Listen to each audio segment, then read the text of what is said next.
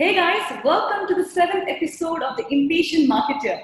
Today we have with us Ankit Mehrotra, the co-founder of Dineout. So Dineout is India's first table reservation platform. Hey Ankit, good to have you on the show. Hey Pravya, how are you? Great to be here. Awesome. So tell us something of yourself. Whoa, that's a tricky one. So I am Ankit from Delhi. I lived and worked in London for 10 years, and that's how the idea of Dine Out was born, actually, in London. And I managed to convince my co-founder Sahil to sort of quit his job, and we both moved back to India, quitting our jobs. And I left up a lucrative career in investment banking, which I've been doing for 7 years, to come back to India and start Dine Out in 2011.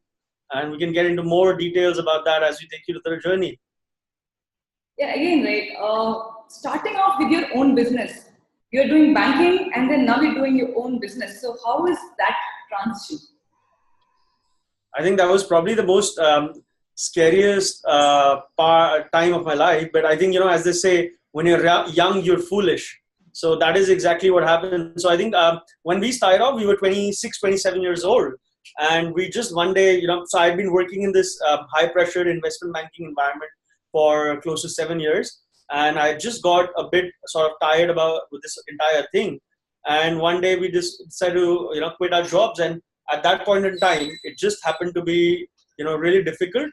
But yeah, it was crazy. And I think looking back at it, it'd be very difficult. I don't know whether I'll be able to do it again now or not. But at that time, as I said, you're young and foolish. So you just go with the flow. Okay, so again, right, you, Sahil, Vivek, and Nikhil, we're all schoolmates. That's correct. Yeah. So, absolutely. Was this a plan ever to start your own business? Like, what's the story behind the inception? So we've all known each other since we were 5 years old. We went to nursery. We went to nursery together. The modern school Vasant Vihar in New Delhi, and we all grew up. And when you're growing up, you have all these great ideas about how you want to conquer the world. But then once you leave school, reality hits, and all of us went our separate ways. So I moved to the UK to do my undergrad, and then I subsequently started working there. Sahil went to the US. Vivek joined the Merchant Navy, and he was sailing for 10 years. And Nikhil stayed back in Delhi. So obviously we were all friends, and we stayed in touch, and we used to meet every time we were back in town. But the idea of actually starting a business, we never actually took up. Eventually, we always wanted to have fun with whatever we're doing. And then one day, once I was just getting bored in London, I decided to call Sahil, who was in the US at that time. And I just happened to tell him about this idea that I had, and then he should look at it. And the interesting part is I spoke to him, and 1 month later, he called me back and said, you know what, this sounds great. And I'm actually quitting my job and moving back to India to start this up. And actually, that was a jolt to my system. That was when we first realized, me and Sahil, that, this could be something serious. So eventually, I also quit my job and moved back to India, and that was when we actually got Nikhil and Vivek to join us as well. So it was never planned from day one that we were going to be doing this.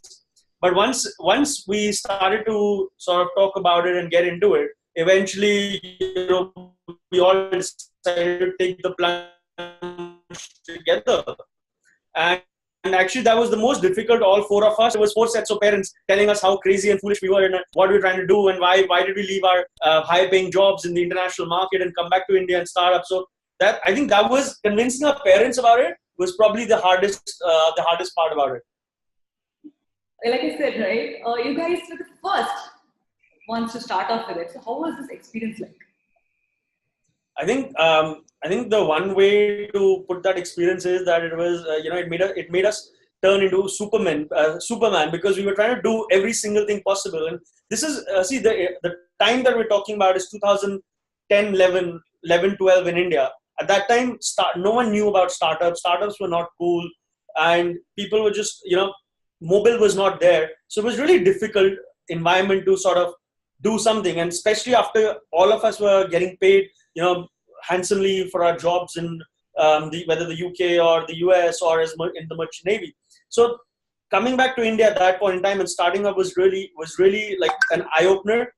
A lot of things that we thought would happen, never ended up happening. So I remember the four of us started to work from this very small garage in Sahil's house, and that was actually our first office. And from there on, growing to where we are today now with 650 people 8 years later has been a great journey. But along the way, we've obviously made a lot of mistakes, learned a lot of things. Would we have done things a bit differently? Of course, we would have with hindsight, with hindsight. But I think all in all, we would definitely. It's been an amazing journey, and looking back at it, we can't believe where we've come. It's one of those things as well. When you start something out, you want it to be in a certain way, but you actually cannot envision where you will be 8 years later. So when we look at our 8 year later journey, I think we're happy and glad we are where we are. Exactly. You guys literally created the market. Absolutely, yeah. So see, the point is at that point in time, right, 2011-12, the common perception was table reservation. Who reserves a table? Why do I need to reserve a table? And starting from that point in time to a place where we are getting nearly 2.5 million diners to book through the platform has been an incredible journey. And it's involved a lot of mindset change, not just from our perspective, not from the consumer's perspective, but also from a restaurant owner's perspective. The industry has obviously evolved a lot over the last few years. That's helped us. The demographics have improved and changed in our favor. That has obviously helped the overall industry grow. And from our perspective, no longer are we just table reservation, right? We moved on from table reservation to a dining out platform. So table reservation now actually is just a small part of the business. Payments is a large part of the business. So you can actually pay your restaurant bill through the Dineout app. That's huge. We also have Gourmet Passport, which is a membership program, which gives a 1+1 at our partner restaurant. That's also huge. So the idea now, which started off as a table reservation platform, has evolved into a dining out platform. And our message to our consumers is very simple, right? Every time you think of stepping out of the house, use dine out. That we help you plan your dining out experiences better. So yeah. Yeah, so most of them, right? The food delivery people and table reservations all rely on discounts, heavily rely on discounts. So what are your thoughts on discounts? So I think you're right. The way to incentivize or the way to get someone to use a service is obviously discounting. But one thing that we tend to forget very often is that from a food delivery perspective, the basket size of a food delivery order in India is very small. Roughly 250, 300 rupees. And on that, discounts actually matter a lot. Whereas when we're looking at a dining out, the same person who's ordering in is looking for a 50 or 100 rupee coupon, but the same guy who's dining out is probably ending up spending 3,000, 4,000 rupees on a meal. So at that point in time, more than discount, the experience also matters. Where he goes, what type of restaurant, what's the ambience like. So all of that things matter. So I'm not saying for 1 minute that discounting is not important, but what I'm trying to say is that discounting is a part of the overall experience, but it's not the only thing. There are other factors people are looking at when they're looking to dine out. Having said that, we believe from day one that a person should be rewarded or should be incentivized for using the platform. And hence, for every person who books through the Dineout platform, whether he books a table, whether he uses the bill payment feature, or whether he uses Gourmet Passport, there is sort of gratification attached to the overall experience, which is funded either by the restaurant or funded by us. So yes, it is important, and Indians by gender in our nature, we love discounting. So it's here. I don't think so. It's always going to be here, and it's going to be an important part. Now, who can provide the best discount? It matters, and from that perspective, we believe that our platform is really great at ensuring that users get the best discount at the best restaurants. Like you just said, right? About the Gourmet Passport, it's a subscription model. Correct. So tell us more about that. How did you start off with that? Absolutely. So Gourmet Passport, actually, we acquired Gourmet Passport last year. It was a company that existed based out of Delhi. And I myself had been a user of Gourmet Passport for a very long time.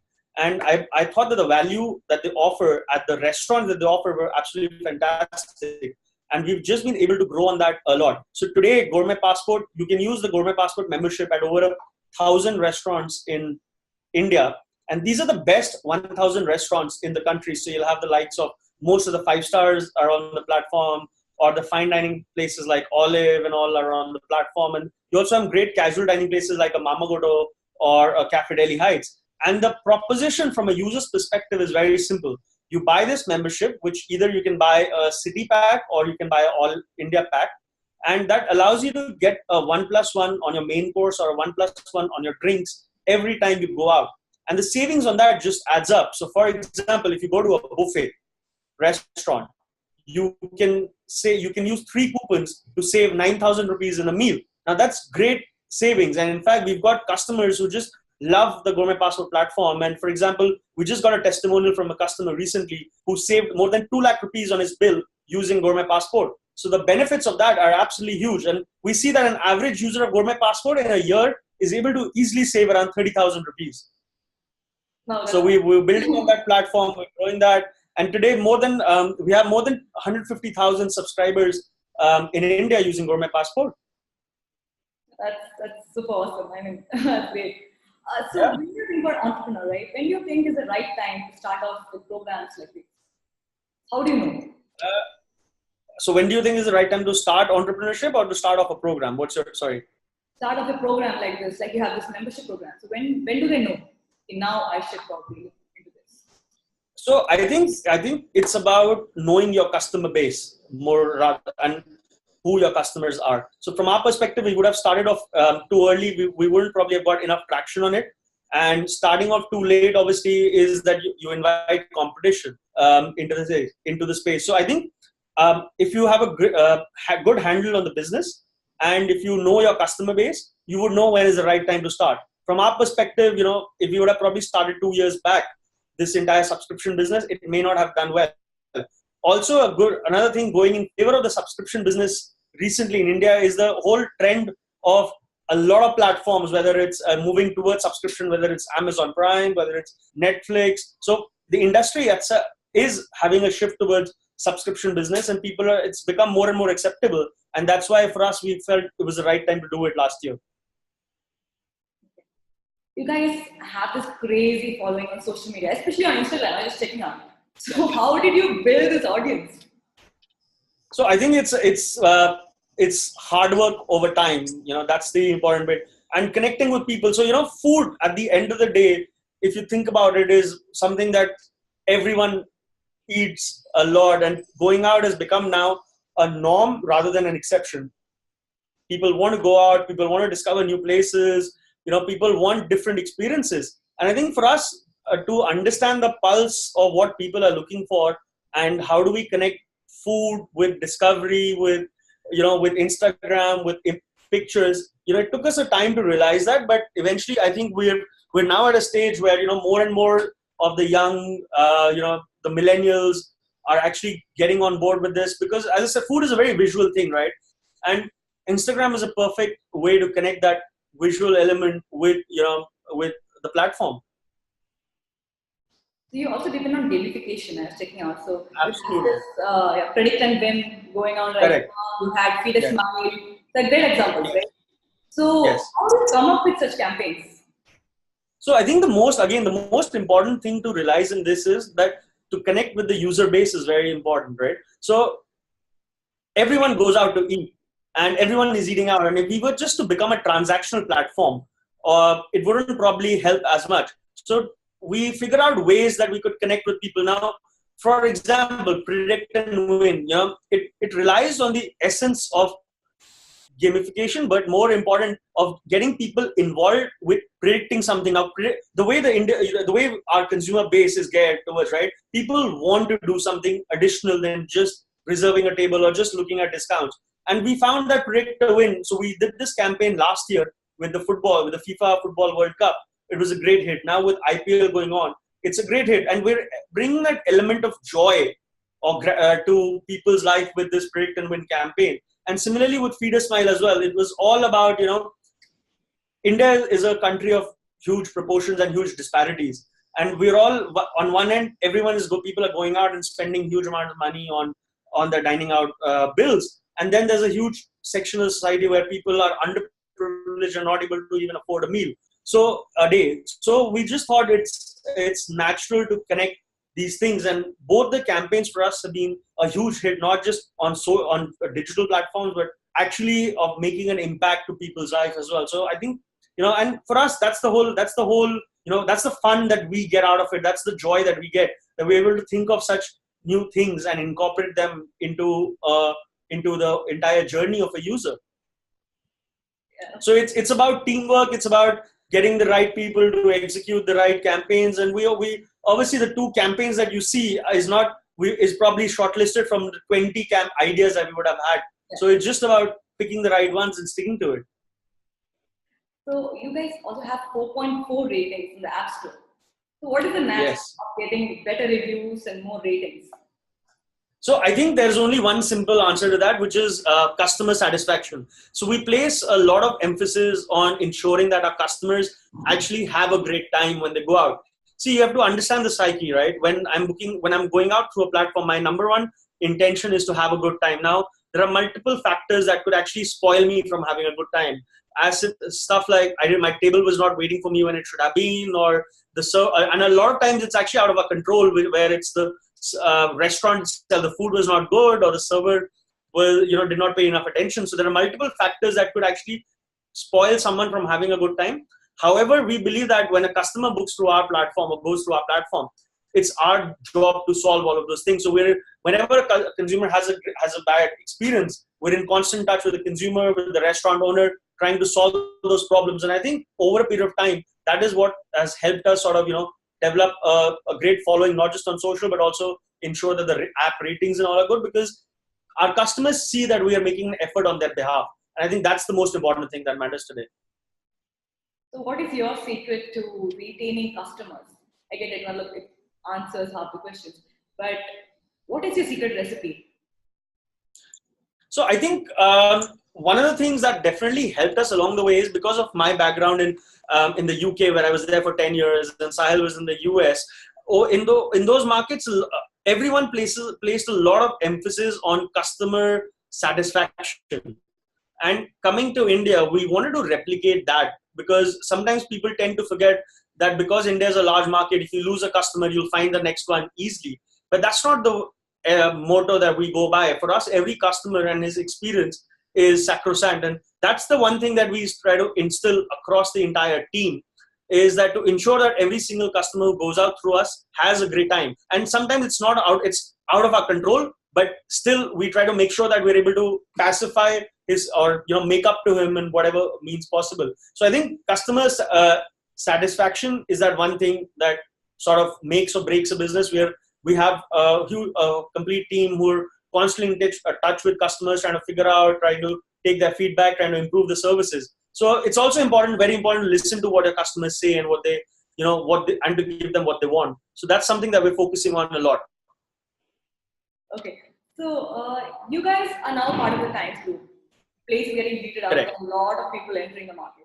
So what's the future? So I think competition in any business is good because of 2 things. First, it validates that the market is big enough for other people to come up. But more importantly than that, it actually helps you keep on your toes, and to always stay ahead of the game. You're actually having to think about multiple programs from our perspective as well, right? So Dineout, we have 2 distinct business lines. One is Dineout, which is the consumer face, and one is Investo, which is software business for the restaurant industry. And in both spheres, we have different competition. But having competition, as I said, just helps us stay ahead of the curve. We're constantly innovating, we're constantly learning, we're constantly listening to our consumers. And we believe that the market in India for dining out is absolutely huge, and that is so while it's good to have competition, we believe that together with competition, we'll grow the industry at the same time. So we welcome competition, but we always want to stay ahead of competition as well. So we're constantly learning and innovating. Okay, the last question.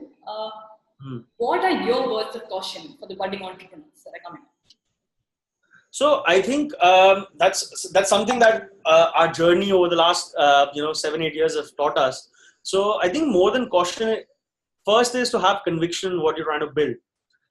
You start off with an idea, and it's not always that your idea is probably the best idea or is probably what customers want. But it's important to sort of improvise and learn along the way and be able to adapt. So one has to be very nimble and one has to adapt quickly to whatever the market or whatever the customers are telling us.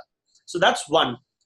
Being flexible is obviously comes as a nature of adaptability, that you have to be listening to to customers. And from our perspective, that was I think the one learning that I would give to anyone is be flexible and be quick to adapt, but also very important, always listen to what your customers are saying. So for example, from our perspective as well, we started off with a table reservation service, but then we moved on to payments because a lot of our customers were saying that's the natural extension. Then we got Gourmet Passport. So we've been able to grow, adapt, and improvise and learn from what our customers are saying and give them what they want. So I think that's really important, understanding and giving your customers what they want. So customer feedback is the core. Absolutely. And that it might seem natural, but it's also one of the most underrated things, that a lot of entrepreneurs actually do not pay a lot of attention on. So for me, that would be the key message. Okay, awesome. Yeah. Thank you so much for taking your time. It was wonderful having you on the show. A lot of Thank you. Bye bye. Thanks. Bye.